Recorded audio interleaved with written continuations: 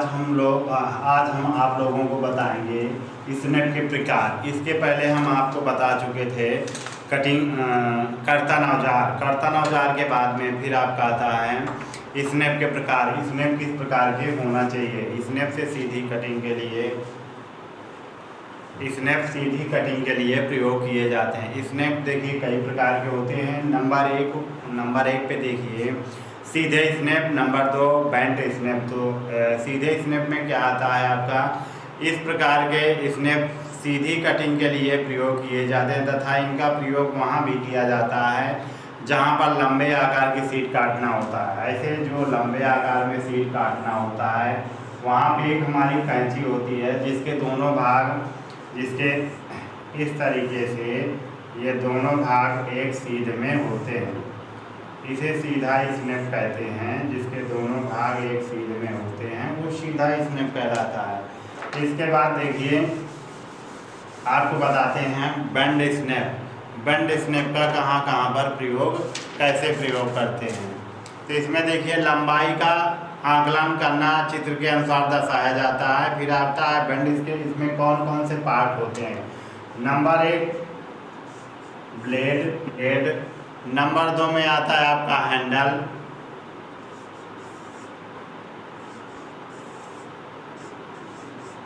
Rivet.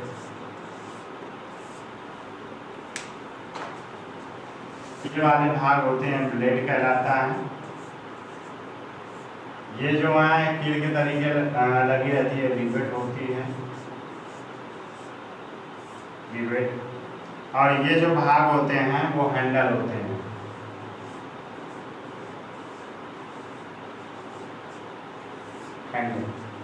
देखिए आप एक कैंची बनी हुई है। कैंची के द्वारा जो सीट काटते हैं देखे होंगे, बक्सा बखारी वाले जो बनाते हैं वहाँ पे सीट जो कटिंग करते हैं जैसे ऐसे राउंड में गोल करते हैं, या तो फिर जो उनके ऊपर का या ऐसे गोल उनके ऊपर का पेंदी बनाते हैं, तो उसमें जो सीट कटिंग करने के लिए प्रयोग किया जाता है वो हमारी कैंची होती है, जिसके द्वारा हम पतली सीट को काटते हैं और तैयार करते हैं। इसके बाद सीधी स्नैप के देखिए कार्य क्या क्या होते हैं। जैसे ये हम राउंड में काट रहे हैं ये, तो ये सीधे स्नैप के द्वारा कटिंग कर रहे हैं।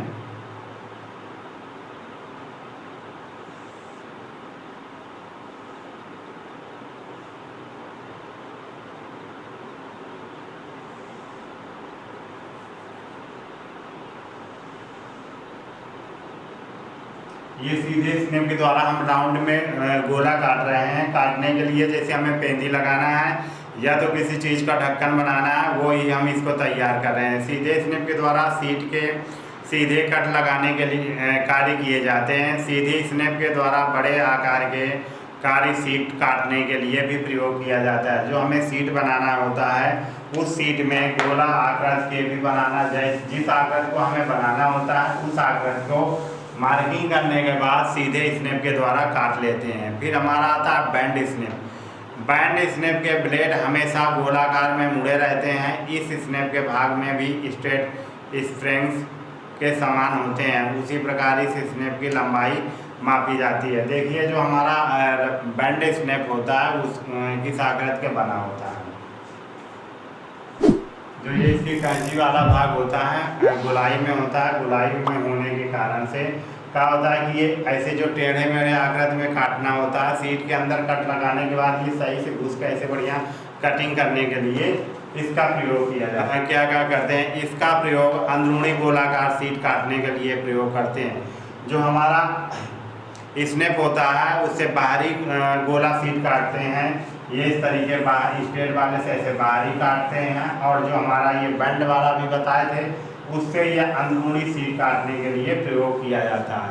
अंदरूनी क्योंकि इसका जो आगे वाला भाग होता है वो ऐसे कौवे की चोंच के तरीके मुड़ा होता है। मुड़ा होने के कारण ऐसे जब हम कट लगाते हैं, कट लगाने के बाद वो ऐसे सीधे ऐसे काटता हुआ मुड़ता हुआ चला जाता है। जो सीधा वाला होता है वो उतनी कम जगह में नहीं मुड़ पाता है, इसलिए जो सीधा होता है बाहरी काटने में प्रयोग करते हैं। और जो मुड़ा हुआ होता है कौवे की चोंच की तरीके उसका अंदरूनी कटिंग के लिए प्रयोग करते हैं। बेंड स्नैप के कार्य देखिए, इसका प्रयोग अंदरूनी गोलाकार सीट काटने में प्रयोग किया जाता है। इसका प्रयोग शंकु आकार की शीट भी काटने में प्रयोग किया जाता है। फिर देखिए सीयरिंग मशीन क्या होती है। सीयर कटिंग मशीन,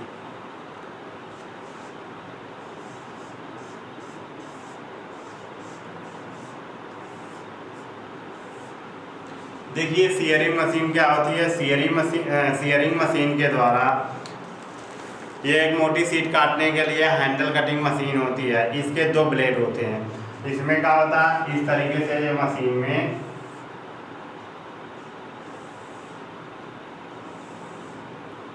पूरी मशीन बनी होती है। मशीन में ये दो ब्लेड होते हैं। यहाँ पर किसी भी पार्ट को काटना होता है, यहाँ पर लगा करके ब्लेड लगे रहते हैं। एक ब्लेड फिक्स रहता है तथा दूसरा ब्लेड ऊपर नीचे चलता रहता है। Moving blade knife edge cutter की तरह होता है, जिसको कि अपर ब्लेड के ऊपर करते हैं। ये मशीन लीवर अर्थात हैंडल से चलाई जाती है, इसलिए इसका प्रयोग नाम लीवर सीयर्स रखा जाता है। लीवर सीयर्स के निम्नलिखित भाग होते हैं। ये मशीन क्या होती है, हैंडल के द्वारा चलाई जाती है। इसमें ऊपर की तरफ एक इसमें इस तरीके से मशीन बनी होती है।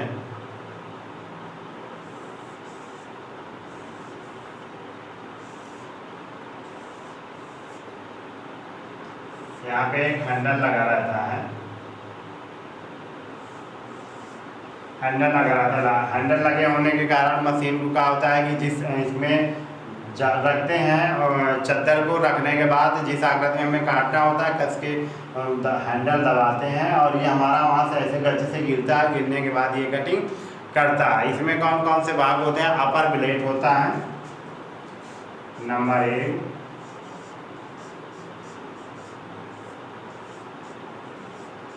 अपर ब्लेड।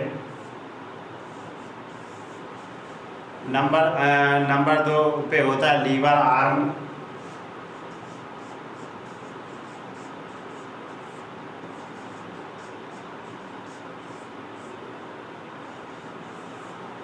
Liver arm. नंबर 3 में होता है क्लैम्प।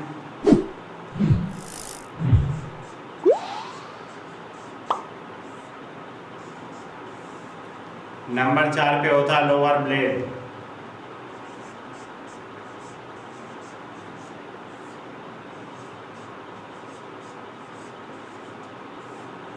Lower blade.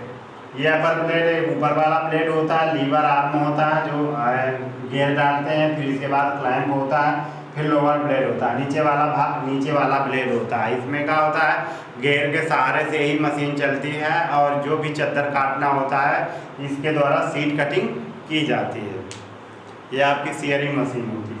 इसके आगे देखिए हम आपको पढ़ा रहे हैं सीयरिंग मशीन, गोलाकार कटिंग मशीन। सीयरिंग मशीन या गोलाकार कटिंग मशीन।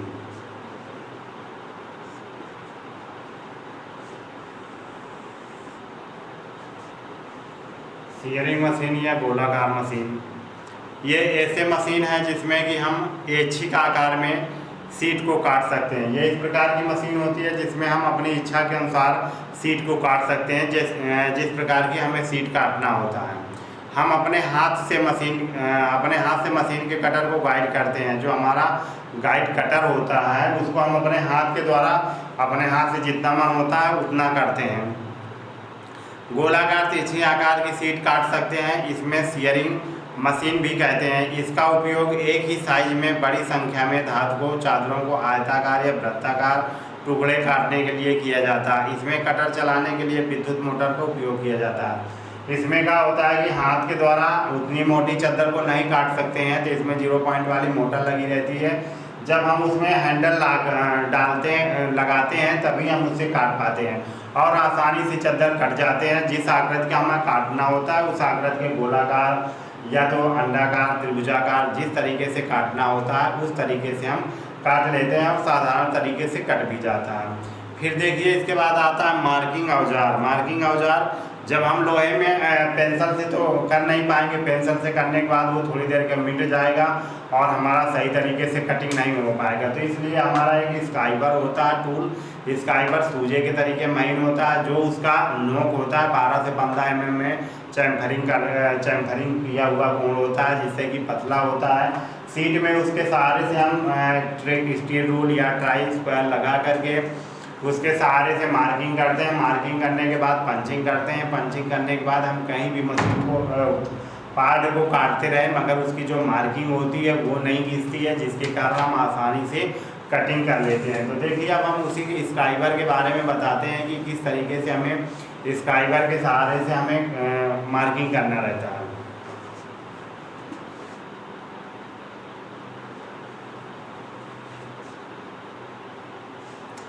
ये देखिए हमारा एक स्टील की राड होती है। स्टील के राड में दोनों तरफ स्क्राइबर लगे हुए हैं। इनके सहारे एक को फिक्स करते हैं और एक को चलाते हैं। तो हमें जितना बड़ा वृत्त बनाना होता है उस हिसाब से ये स्क्राइबरों को आपस में सेट कर लेते हैं। यहाँ एक क्लैंपिंग नट लगा होता है। क्लैंपिंग नट के द्वारा इनको आगे पीछे खिसका करके हम सेट कर लेते हैं। सेट करने के बाद जिस चीज़ में हमें मार्किंग करना होता है, धातु सीट पर जिस धातु सीट पर हमें मार्किंग करना हो, किसी भी प्रकार की संक्रिया करने से पहले ड्राइंग के अनुसार सीट पर निशान लगाते हैं। हमें जिस आकृति का गोला बनाना होता है या कुछ भी करना होता है तो जो हमें ड्राइंग मिलती है, ड्राइंग मिलने के बाद उसमें हम ड्राइंग बना लेते हैं। पेंसिल से ड्राइंग बना लेते हैं। ड्राइंग बनाने के बाद में ही उसमें पंचिंग करते हैं। सीट पर एक निशान जिन औजारों का हमें कार्य करना होता है उन औजारों को आपस में रख लेते हैं और इसके बाद हम उसमें मार्किंग करना शुरू कर देते हैं। उन्हें मार्किंग टूल्स भी उपकरणों के यंत्रों में मार्किंग की जाती है, जिन्हें मार्किंग टूल्स कहते हैं। जिन उपकरणों से हम मार्किंग करते हैं उन्हें मार्किंग टूल कहते हैं। बड़े से बड़ा वृत्त बनाने के लिए ही इसका प्रयोग किया जाता है। ये एक रिपीट के द्वारा लगा रहता है। तो इसमें क्या होता है, हमें जितनी नाप का गोला लगाना होता है स्टील रूल से उतनी नाप इसमें चाप भर लेते हैं। चाप भरने के बाद गोला लगा देते हैं। तो इसमें क्या होता है कि कभी कभी ये कम ज़्यादा हो जाता है। कम ज़्यादा हो जाने पे जो हमें मार्किंग करना होता है उसमें डिफेक्ट हो जाता है। तो इसमें कभी ये यहाँ रिपीट क्योंकि रिपीट लगा रहता है, यदि हम इसको थोड़ा सा तेज हाथों से कर दिया तो इसमें क्या होता है ये थोड़ा कम ज़्यादा हो जाता है। तो इसलिए अच्छी मार्किंग करने के लिए इसका प्रयोग बहुत कम करते हैं। इसके बाद आपका आता है एक नट बोल्ट द्वारा होता है। जो नट बोल्ट वाला होता है वो इस तरीके का होता है।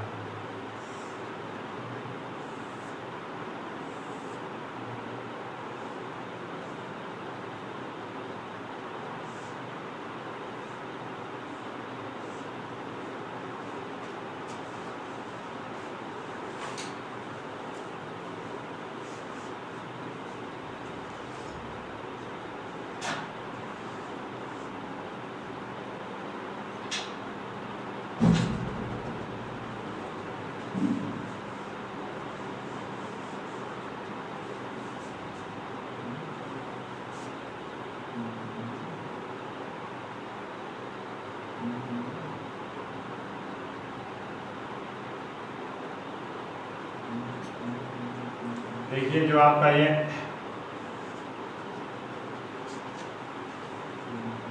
नट बोल्ट वाला होता है। नट बोल्ट वाले में क्या होता है कि हमें जितनी दूरी लेना होता है स्क्रू रूल से या स्क्राइबर से या अन्य चीज़ें से जितनी हम नाप इसमें भर लेते हैं।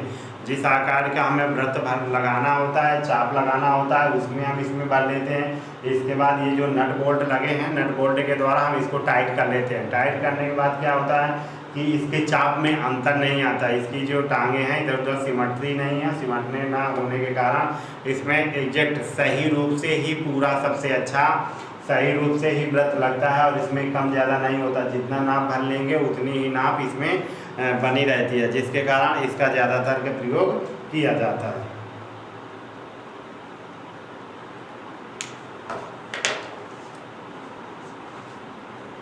इसके बाद देखिए लॉक सिस्टम वाला। ये देखिए लॉक सिस्टम वाला होता है। लॉक सिस्टम वाले में क्या होता है कि यहाँ पे एक खूंटी लगी रहती है, कील के तरीके एक छोटी सी कील लगी रहती है। तो जितनी हम नाप भरते हैं, नाप भरने के बाद ये जो हमारी पट्टी लगी होती है इस पट्टी को उसी पे फंसा देते हैं। फंसा देने पे इसमें क्या होता है कि होल बने होते हैं। फंसा देते हैं। फंसा देने के बाद क्या होता है ये इधर उधर नहीं खिसकता है। जितना हम वृत्त लेते हैं, जितना चाप लेते हैं वो उतना ही फिक्स बना रहता है और इसमें करने में भी आसानी रहती है, क्योंकि इसमें खोलने मारने में टाइम नहीं लगता है। जितना कि हमें लेना होता है उतना ले करके जिसके में जो कील टाइप बना होता है उसमें जा कर के फंसा देते हैं।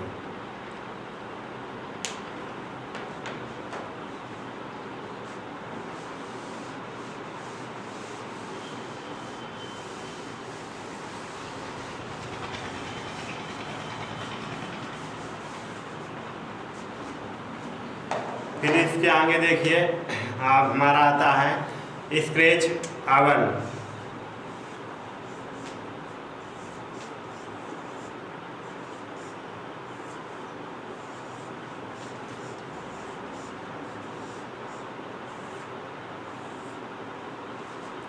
स्क्रैच आवर में देखिए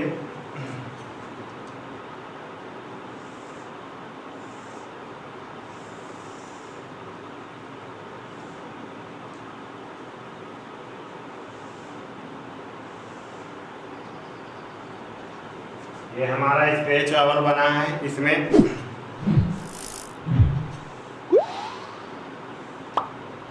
ये लकड़ी का बेटी लगा होता है। बेटी के अंदर ये एक हमारा आर्डर किया हुआ होता है इस फाइबर के तरीके। इसमें क्या होता है कि कार्य करते समय जब हम किसी सीट पे या किसी चद्दर पे मार्किंग करते हैं तो यहाँ पे ऐसे हाथ से पकड़ करके इससे सीधी मार्किंग करते हैं। ये इसलिए यदि ये लकड़ी का इसमें लगा होता है, क्योंकि यदि ये पतला होगा तो हमारे हाथों से रपट जाएगा। रपट जाने पे हम सही मार्किंग नहीं कर पाएंगे, इसलिए इसमें लकड़ी का बेटी पड़ा होता है। बेटी पड़ी होने के कारण ये हमारे हाथ से रपटेगा नहीं और सही से हम मार्किंग कर लेंगे। इसलिए इसका स्क्रैच आवल, ये जो स्क्रैच आवल है उसका प्रयोग यहाँ पे किया जाता है मार्किंग करने के लिए। स्क्रैच आवल का प्रयोग धातु की सीट पर लाइन खींचने के कार्य किया जाता है। इस पर लकड़ी का हैंडल लगा रहता है। इस हैंडल को इसे पकड़ करके अच्छी तरह से लाइन खींची जा सकती है। जो ये हैंडल होता है ये लकड़ी का बेटी होता है। यहाँ पर ऐसे पकड़ते हैं, पकड़ने के बाद ऐसे लाइन खींचते हैं जिस तरीके से हमें इंची टेप या सेंटीमीटर इस स्टील रूल के द्वारा या इस फाइबर के द्वारा जिस से नाप करते हैं, या बनियर कैलिपर्स के द्वारा या बनियर हाइट गेज के द्वारा जिससे हम नाप लेते हैं, उसी के सहारे से इसमें लाइन खींचने का इसका प्रयोग करते हैं। फिर आगे देखिए हम बता रहे हैं स्क्राइबर। स्क्राइबर क्या होते हैं और ये कितने प्रकार के होते हैं।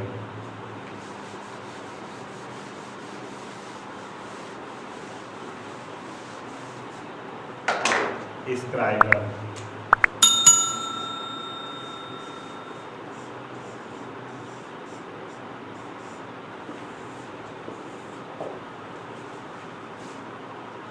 अब देखिए कल हम आपको बताएंगे स्क्राइबर के बारे में। स्क्राइबर किस धातु का बना होता है और स्क्राइबर का कहाँ पर प्रयोग करते हैं और स्क्राइबर कितने प्रकार के होते हैं। ये अब कल हम आगे आपको टॉपिक में बताएंगे स्क्राइबर के बारे में।